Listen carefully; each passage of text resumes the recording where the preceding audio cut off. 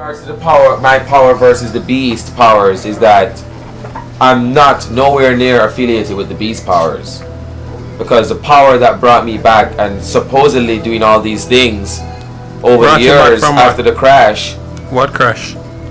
The crash that occurred in March 24th, 1989. I was hit at an intersection and I was dead for 2 hours. I woke up in the trauma center at Jackson Memorial Hospital. I was dead for 2 hours because the doctors told me that when the paramedics arrived at the scene of the crash, I was already dead on the scene. And I was airlifted to Jackson Memorial Hospital, where I regained consciousness after 2 hours. And ever since that, life has just changed dramatically with the encounters that I've been having over the years after the crash. And it's just overwhelming.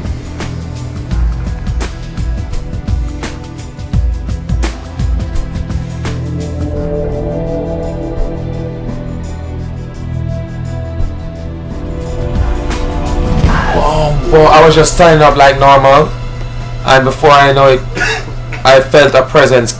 It came over my entire body, from head first, come down chin, and all of a sudden I'm frozen and I could not move for no time at all, not even speak. Everything locked up. And then after that, and everything happened in sequential order, it seems, because just after the power freeze me, I felt the seed going through my forehead, the chip penetrated the center of my forehead and went right through my head. And then the spirit that froze my body initially now released me. I was able to move now and talk and whatever and stuff. And then they gave me a dream. 3 nights, the spirit gave me a dream. 3 nights after that, trying to explain to me why they had to freeze the body. And the reason why they had to freeze the body is in order for the seal to go in a straight line. It was about 3:30 in the morning, and I was dead asleep, right? And all of a sudden, my body up to my waist, raised up in the bed, and my hand was up like this in a chin, like I'm up like this, but my waist up to my waist was up like this. And then my head was facing towards the east, and all of a sudden when I raised up initially, my head turned from eastward right to westward, and then all of a sudden I heard a voice in front of me say, "Lads." I didn't see any physical formation or anything, but I heard a voice, but there was no physical entity, you know what I'm saying? No physical entity or anything. I just heard a voice said, "Lads." And then after that, now whatever power was holding me up in the bed released me, and I fell back in the bed. Me and my cousin Darren was in my room, right? The same room that my grandmother just died in a couple hours ago.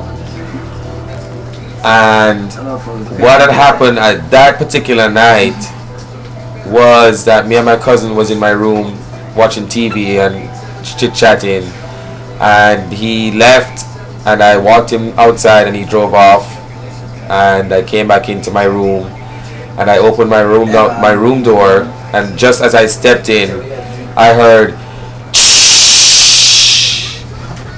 and and at that particular moment I did not observe any physical entity, but I could observe that this thing or spirit or whatever it was, entity, whatever this thing was directly in my face. So it was like a face-to-face ordeal, because I could tell by the height of the voice, it was like in my face. This life, really, the physical form here is just temporary, but you have to mainly focus on the spirit, on your spirit life, because your spirit life is what's going to actually transform after you die. And then that is when you're capable at that particular moment to do anything you want, anywhere, go anywhere you want, so I think that we need to focus more on our spiritual side and our spiritual life, because it plays a part in our life as we go on. My message for everybody is to just live out your life until you die and focus more on your spiritual side, so that you can know that at the moment of death, your spiritual life moves on. plus years. So that's why I go to pure crosses with me on this earth, yeah.